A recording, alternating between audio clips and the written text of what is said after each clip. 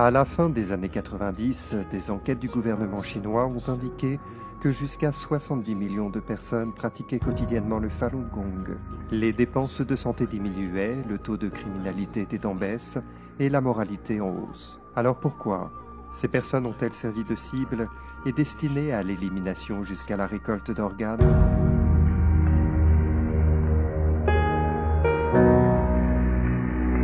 Mon aïeux faisait partie de ces millions de personnes qui méditaient tous les jours dans les parcs. Il y avait un parc en face de chez moi. Comme notre premier site de pratique d'exercice ne pouvait plus contenir autant de personnes, il fut divisé en 2, 3, puis 4, et ainsi de suite. À chaque coin de rue, chaque parc, on pouvait voir des gens pratiquant le Falun Gong. Ils venaient de tous les milieux de la société, parmi eux, beaucoup de policiers et de militaires. À l'époque, ces rassemblements faisaient naturellement partie de la société. Tout le monde connaissait quelqu'un qui pratiquait. Le Falun Gong est une pratique traditionnelle pour travailler sur soi, une pratique d'exercice aux mouvements lents et méditatifs qui comprend aussi l'étude des principes de vérité, de compassion et de tolérance pour les appliquer au mieux dans votre quotidien. Alors que les exercices matinaux avaient toujours été populaires en Chine, le Falun Gong a apporté bien plus que des avantages pour la santé. Pendant des milliers d'années en Chine, les Bouddhas, les Tao et les récits des immortels ont appartenu à sa culture. L'enseignement du Falun Gong a repris et expliqué tous ces éléments d'autrefois. Et les gens l'ont tout de suite compris dans leur cœur. Ainsi, les véritables valeurs anciennes chinoises ont réémergé. Cependant, après 50 ans de campagne politique visant la destruction des croyances traditionnelles, toute forme de renaissance de la spiritualité a été perçue comme une menace par le régime communiste. Depuis l'âge de 11 ans, j'ai connu toutes les campagnes du Parti communiste chinois. Groupe après groupe, les personnes ayant de bonnes valeurs ont été ciblées. Il n'y avait pas de foi, pas de vérité. Dans ses fondements, les valeurs du Falun Gong se trouvent à l'opposé de l'idéologie communiste. Il aurait été donc très difficile pour le PCC de le tolérer. Avec des pratiquants plus nombreux que les membres du Parti communiste, l'ancien chef du parti, Jiang Zemin, voyant cela comme une menace pour son pouvoir, a retiré le soutien du gouvernement au Falun Gong. Jiang Zemin a alors émis un ordre pour créer un bureau spécial appelé le Bureau 610, dédié à la campagne nationale de persécution du Falun Gong. Connu sous le nom de Gestapo chinoise, le Bureau 610, placé au-dessus de toute loi, pouvait utiliser tous les moyens nécessaires pour réaliser sa seule mission, éradiquer le Falun Gong. La campagne nationale a débuté en juillet 1999. Les gens disparaissaient. Je ne retrouvais plus mes amis. Et un jour, il y avait 30 d'entre nous dans le parc, et le lendemain, plus personne. Au milieu du parc, placardée sur un arbre, se trouvait une déclaration du gouvernement qui annonçait l'interdiction de pratiquer. La première fois que j'ai entendu parler de la persécution, tout d'abord, je n'y ai pas cru. Alors, quand j'ai appris que ma mère se trouvait dans un camp de travail, j'ai été très inquiet. Plus tard, ma sœur fut incarcérée dans un camp de travail et mon jeune frère a été mis en prison. Ma famille a été détruite. Lorsque ma famille fut détruite, je me suis senti intérieurement dévasté.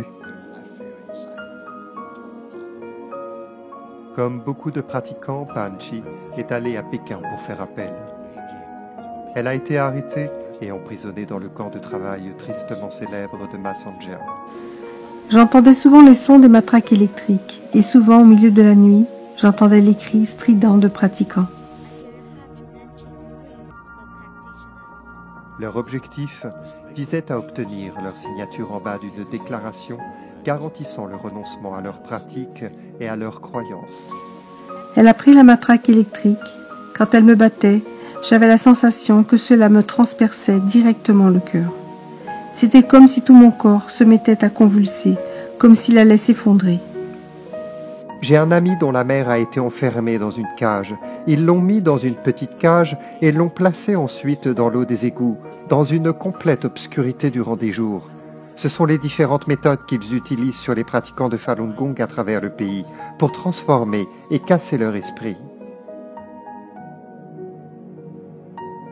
Wu Jiming enseignait aux pratiquants la manière de contourner la censure sur Internet à Shanghai quand il a été arrêté. La police ne savait pas ce que j'avais fait, mais ils savaient que je pratiquais le Falun Gong. Alors ils m'ont d'abord arrêté, ils ont ensuite étudié mes antécédents et ont arrêté tous ceux qui avaient été en contact avec moi. Après 2 ans d'interrogatoire, il a été condamné à 4 ans d'emprisonnement dans une prison de Shanghai pour avoir enseigné comment consulter Minghui.org, site qui relate quotidiennement les témoignages de persécution. Chaque matin après mon réveil, j'étais conduit dans une pièce et contraint de m'asseoir à environ 1 mètre du téléviseur et forcé de regarder des vidéos calomniant le Falun Gong. Ce type de lavage de cerveau ne fonctionnait pas, alors ils ont utilisé une autre approche, celle du travail intensif d'esclavage.